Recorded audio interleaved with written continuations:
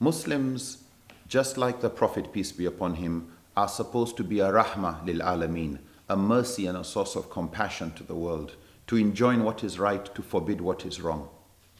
When it comes to being useful, the Prophet, peace be upon him, said, the best among you are those who are most useful to others. The Prophet also, peace be upon him, said that there is a reward for a good you do to any living creature. Or as the hadith puts it more precisely, you have a reward for the good you do to anything that's got a moist liver.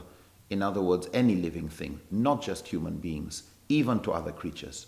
So when it comes to people of other faith, the general rule in areas of social transactions and mundane worldly affairs is that of goodness. We should be good towards all people.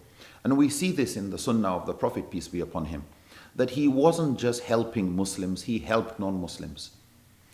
In the early period of Islam, when the Muslims had come to Medina after the migration from Mecca, the Hijrah, the Muslims, of course, had left a lot of their properties behind. And concerned about the meager resources of Muslims, the Prophet initially gave an instruction that charity should be given to Muslims first, before it is given to non-Muslims.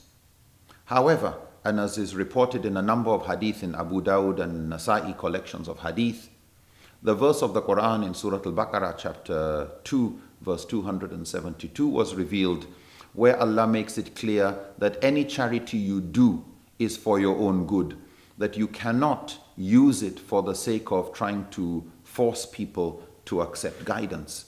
And based on this verse, the Prophet ﷺ reissued another instruction that charity should be given to all, irrespective of their faith.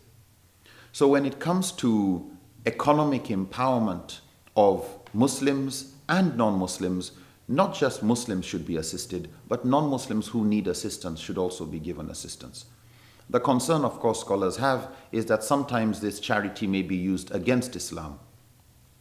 So long as the people are not being hostile against us, the Quran in chapter 60 verse 8 gives us the instruction that Allah has not prohibited us regarding those who do not fight against us on account of our faith, nor drive us out of our homes, and tabarruhum wa tuqsitu ilayhim, the Quran says that we should be good towards them and we should be fair towards them. We see in the sunnah of the Prophet, peace be upon him, that during the Treaty of Hudaybiyah period, there was a time when the Meccans went through a period of famine, of financial and economic difficulty, and there was insufficient food. The Prophet, peace be upon him, gave Abu Sufyan, the leader of the Meccan pagan community, 500 dinars. And in those days, that was a lot of money.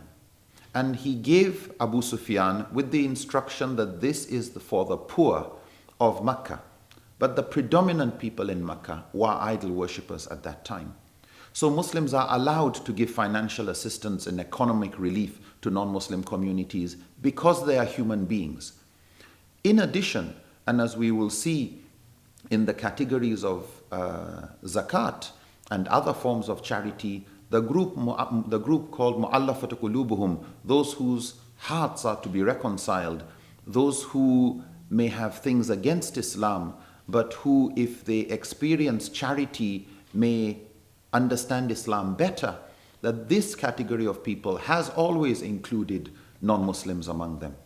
So when we look at giving sadaqah or being charitable to non-Muslim in various forms, financially and otherwise, this was part of the sunnah of the Prophet, peace be upon him. If we look at other forms of charity, which is another form of sadaqah called zakatul fitr, we find among the followers of the companions those who gave zakatul fitr to non-Muslim monks.